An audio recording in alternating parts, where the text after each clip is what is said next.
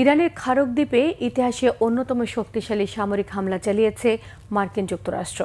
শনিবার ভোরে সামাজিক মাধ্যমে দেওয়া পোস্টে মার্কিন প্রেসিডেন্ট ট্রাম্প লিখেন, হরমুজ প্রণালী দিয়ে জাহাজ চলাচল ব্যাহত হলে ওই দ্বীপে ইরানের তেল অবকাঠামোতেও হামলা চালাবে মার্কিন বাহিনী। ইরানের তেল অবকাঠামোর ওপর হামলা হলে মধ্যপ্রাচ্য জুড়ে যুক্তরাষ্ট্রের সম্পৃক্ত জ্বালানি স্থাপনাগুলো ধ্বংসস্তূপে পরিণত করার হুমকি দিয়েছে তেহরান। এদিকে ইরানের সর্বোচ্চ নেতা মোস্তফাকে ধরিয়ে দিতে কোটি ডলার পুরস্কার ঘোষণা করেছে মার্কিন যুক্তরাষ্ট্র। 15তম দিনেও চলছে ইরানের সঙ্গে ইসরায়েল এবং যুক্তরাষ্ট্রের পাল্টাপাল্টি হামলা। শহীদ আরাফাতের ডেস্ক রিপোর্ট। হরমুজ প্রণালীতে ইসরায়েল ও যুক্তরাষ্ট্রের জাহাজ চলাচল স্বাভাবিক করতে ইরানের নয়া কৌশলে হামলা শুরু করেছে যুক্তরাষ্ট্র। এবার ইরানের খার্ক দ্বীপে মধ্যপ্রাচ্যের ইতিহাসে অন্যতম শক্তিশালী সামরিক হামলা চালিয়েছে যুক্তরাষ্ট্র।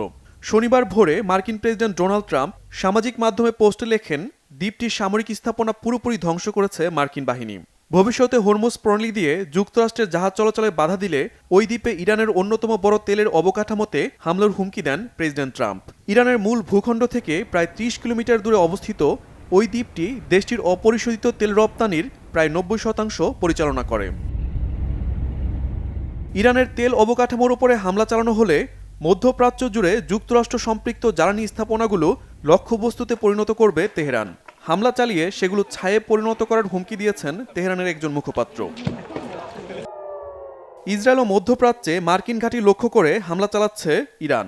তেহরানের হামলায় সৌদি আরবের প্রিন্স সুলতান বিমান ঘাঁটিতে মার্কিন বিমান বাহিনীর 5টি জ্বালানি পরিবহন বিমান ক্ষতিগ্রস্ত হয়েছে। ইরাকের রাজধানী বাগদাদে যুক্তরাষ্ট্রের দূতাবাসে হামলা চালিয়েছে ইরান। ইরানি ড্রোন ভূপাতিত করার দাবি তুলেছে সৌদি আরব, কুয়েত, কাতার।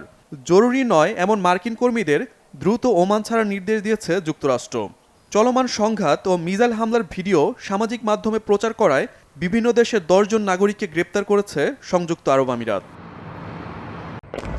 ইরান ও লেবাননের বিভিন্ন শহরে হামলা অব্যাহত রেখেছে ইসরায়েল ও যুক্তরাষ্ট্র। ইরানের তবরিজ শহরে হামলার আগে নাগরিকদের সরে যাওয়ার নির্দেশ দেয় ইসরায়েল। চলমান যুদ্ধে ইরান ও লেবাননে নিহত 2000 ছাড়িয়েছে। বাস্তুচ্যুত হয়েছে 20 লাখের বেশি বাসিন্দা। এই পরিস্থিতিতে মধ্যপ্রাচ্যে 2500 সদস্যের একটি নৌ ও সেনাদল পাঠাচ্ছে যুক্তরাষ্ট্র। স্থল অভিযানের অংশ হিসেবে এদের পাঠানো হচ্ছে।